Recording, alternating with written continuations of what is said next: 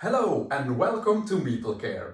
My name is Nicolas and today I want to show you how to set up and play Star Wars Bounty Hunters. Star Wars Bounty Hunters is a game for 2 to 6 players, ages 10 and up, and it plays in about 20 minutes. The game is designed by Frédéric Henry and it's published by Zygomatic Games. Now before I take you to that galaxy far, far away, I would kindly ask you to click the like and subscribe button. Without further ado, let's go to the table and I can show you how to set up and play Star Wars Bounty Hunters. Hello and welcome to a galaxy far, far away. In Star Wars Bounty Hunters, players are elite bounty hunters, pursuing targets across the galaxy. To win the game and to become the best bounty hunter in the galaxy, you will have to gain prestige by capturing targets and buying supply crates. To do this, you can team up with your fellow bounty hunters, or you can go to the Java market and buy some droids, so that they all can help you to capture those pesky rebels. Let's start by setting up the game. First, look in the box for these 4 zone cards. Place the 4 zone cards in the middle of the table. Then you take all the playing cards. They all have the same back, but if you look at the front, you can divide them into 4 types. Each type has a specific color that matches with the zone cards. Sort all cards into 4 decks according to that color. Now shuffle each deck and place it face down above the matching zone card. Leave some space below the zone cards for a discard pile. When I bought the game, I was also able to pick up this playmat, so I will use this mat to replace these 4 zone cards. Of course, this mat is not necessary to play the game. The mat has a place for each deck of cards and a spot for its matching discard pile. Next, you place all the Imperial credits in the center of the table. Now the player who most recently watched a Star Wars movie becomes the Guildmaster. The Guildmaster receives this Player Aid card. And it's his or her task to make sure that all players follow the correct actions at each time during the game. On the front of the Player Aid you can find the sequence of steps that make up each game turn, while on the back you can find a summary of how the game ends and how you score bonuses. If, however, all players are familiar with the game, you don't need a Guildmaster and you just place the Player Aid card in the middle of the table, so that it's accessible to all players. To finish setup, each player draws 1 card from each of the 4 decks to form his starting hand of 4 cards. A game of Bounty Hunters is played over a number of turns. The game end will be triggered when a player has captured a number of targets, but more on that later. Each turn is divided into 3 consecutive steps, and during each of these steps, all players perform each step simultaneously. Those steps are drawing a card, choosing a card and playing a card, and then passing your cards to the next player. Let's take a look at each of these steps in more detail, and let's start by drawing a card. So during the first step of a turn, each player draws a card from any of the 4 decks of cards and adds it to their hand. Now all players have 5 cards to start the turn. During the second step of a turn, all players will choose a card from their hand and they will place it face down in front of them. Once every player has picked a card, you will reveal your cards simultaneously. Bounty Hunters is a drafting game, and this means that at the end of the turn you will pass your hand of cards to the player on your left. But for now you place your hand of 4 cards to the side. When all players have revealed their card for the turn, each player now makes one of 2 choices. You either sell your card or you play your card. Let's start by selling a card. When you want to sell the card that you have chosen, you just place it face up into its matching discard pile and you collect 1 Imperial credit. If you want to play your card, there are 2 options. Some cards have no activation cost. This is all the cards from the first 3 decks, And this means that when you play them, you can activate the card immediately by placing it upright in front of you.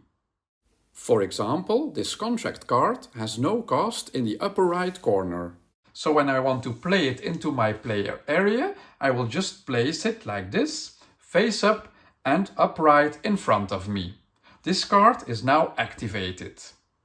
If, however, your card has a cost in credits, and you can see this in the top right corner, you first have to pay the cost in credits before you can place it upright in front of you. For example, this Java market card with 1 supply crate has a cost of 2 Imperial credits, so I would have to pay 2 of these credits to place it upright into my player area. If you are unable to pay for the card and activate it immediately, or you prefer not to activate it straight away, you can reserve a card by placing it on its side in your player area. During a future turn, after taking your main action of selling or playing a card, you may activate any or all previously reserved Java market cards by paying for their cost. During step 3, you now pass the remaining 4 cards in your hand to the player on your left, and you will collect the 4 cards passed to you by the player on your right. When all players have completed these 3 steps, a new turn begins. You and your fellow bounty hunters will repeat these 3 steps until the last turn of the game. Now that you know how a turn is played, it might be a good time to take a closer look at each of these 4 decks of cards and find out how they can help you to win the game. As you have seen during setup, each card belongs to one of 4 types of cards. First up are these cards that have a green color. They are the targets that make up the target deck. Capturing these targets will help you to score points at the end of the game. However, you will need to hire bounty hunters and/or buy droids to help you to capture them. You can find the point value on each of the target cards in the top left corner of the card. Some cards also have a bonus printed under their point value. When you capture these targets, you will also gain the bonus. In the case of this card, you will also receive an Imperial credit. And in the case of this one, you will immediately get a contract card that you can activate and place into your play area. In the bottom left of the card, you can find a number. This number tells you how many times each of these specific characters are in the target deck. On the right side of the target card, you can see that character's shield values. You will have to be able to meet or exceed each of these values to capture your target. But more on that later when we take a look at capturing a character. The next deck is the Bounty Hunter deck. It has a purple background color.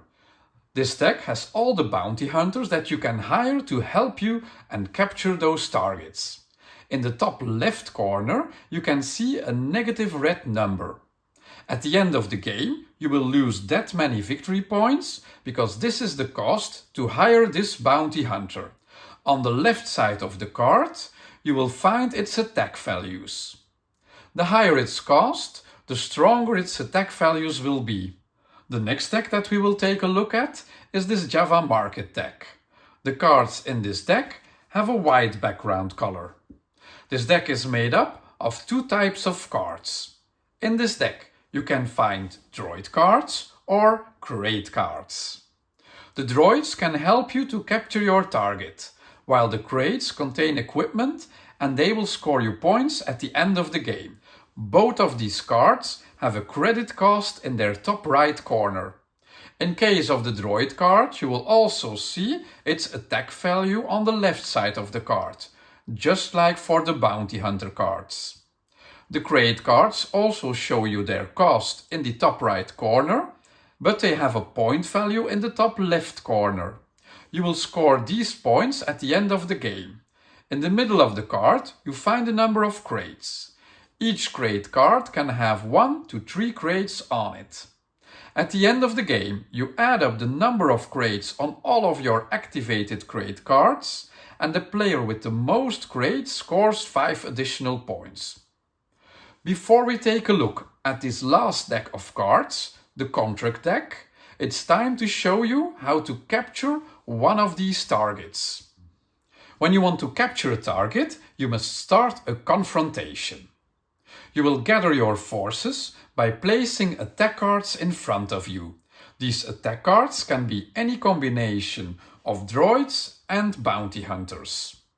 When you start a confrontation, there are two options. You can start a confrontation with a target card, or you can start a confrontation with an attack card. Let's take a look at both of these two options. Let's start a confrontation with a target card.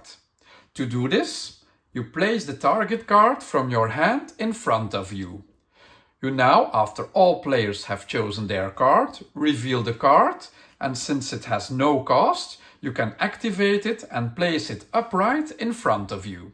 You may prepare as many confrontations as you like, but of course it always takes you a turn to place a card on the table, because you have to activate each card that you play during a turn. Placing a target card on the table is a free action since it has no cost. During setup, I already told you that on the right side of the target you can find its shield values.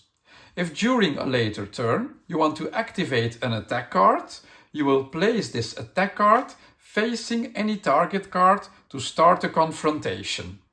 You place your attack card so that its attack values line up with the target's shield values. Each time when you activate an attack card and you want to add it to the confrontation, you will now overlay it onto the previous card, leaving its attack values and minus points visible. Just beware, since this was a droid card from the Java market, I would have to pay one of these Imperial coins, Imperial credits, before I'm allowed to add this droid card to this attack. You can also start a confrontation with an attack card, even if you don't have any targets in front of you. As long as you don't have any targets to capture, you have to add any subsequent attack cards that you activate to this first attack card. So you cannot start a second confrontation without a target. From the moment that you place a target onto the table into your play area, you must assign it to this confrontation. Now, as you might already have guessed, to capture the target, the combined attack value of all your attack cards must meet or exceed the shield value of the target. Whenever you succeed at doing this, this target is now captured. You turn the target card on its side so that everybody can see how many cards you have already captured. When your capture card shows you a bonus underneath its point value, you now collect that bonus. As I already showed you, that bonus can be either an Imperial credit or, like in this case, a contract card. When you receive this contract card bonus, you can now immediately activate a contract card from the deck and place it into your play area. The moment a player has captured its fourth target, he will gain a bonus and trigger the end of the game, but more on that later. Now that you know how you can capture a target, we are ready to take a look at the last deck of cards, and that's the contract deck. Contract cards can earn you points at the end of the game if their conditions are met. There are three types of contract cards. This is a contract card with two different targets. This is a contract card that shows you the same target twice. And this is a contract card that makes a combination of a target and some crates. To show you how these work, I have prepared this setup. Instead of placing the card sideways to show you that I have captured the target, I have placed the targets upright so that you can clearly see how these work. Let's start with the contract cards that have two characters on them. Each time when you see this character, it means that you score 2 points for each of them that you have captured. So in our case, I have one of these captured, so this would give me 2 points. I've also captured Grogu one time, so again this would give me 2 points. And I also have a combination of them both, so in total I would score 2, 4 and 3 for the duo. That gives me 7 points. I also have this contract card. This contract card also scores me 2 points for each captured Grogu. And if I would have captured 2 Grogus, I would score another 3 points. Last up is a card that shows me the same target and a combination with crates. I have captured my target once, so this card would give me 1 point.